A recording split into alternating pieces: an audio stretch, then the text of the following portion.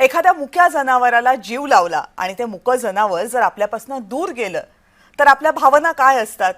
मग घरामध्ये आपण सांभाळलेली कुत्रा असो, मांजर असो किंवा इतर कोणताही प्राणी असू देत, या प्रत्येक प्राण्याला आपण जेव्हा जीव लावतो तेव्हा तो प्राणी आपल्या कुटुंबातला एक सदस्य बनतो.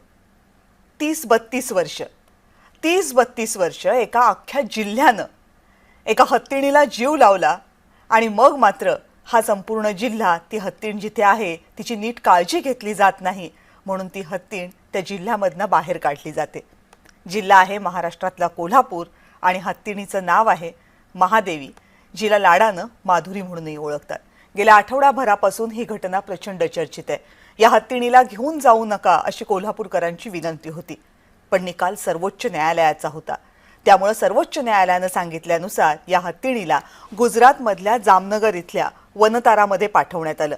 या ठिकाणी या हत्तीणीची योग्य काळजी घेतली जाईल, कारण या हत्तीणींचं रेस्क्यू सेंटर, हत्तींसाठीचं रेस्क्यू सेंटर तिथे उभारण्यात आलेलं आहे. त्यांची योग्य ती व्यवस्था तिथे करण्यात येईल, त्यांना योग्य ते वैद्यकीय उपचार मिळतील, ही त्यामागची भावना होती.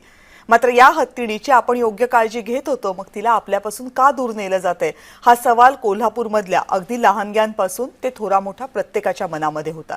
तो इतका तीव्र होता की जेव्हा या हत्तीणीला न्यायला गाडी आली त्यावेळेस सगळ्यांच्या डोळ्यामध्ये पाणी तरळलं.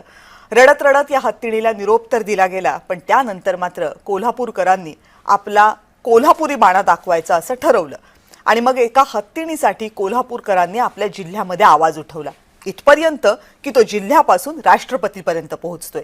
एका हत्तीणीसाठी कोल्हापूरकरांनी काढलेला मोर्चा सोशल मीडियावर कालपासून चर्चेचा विषय बनलाय, इतका मोठा तो मोर्चा होता.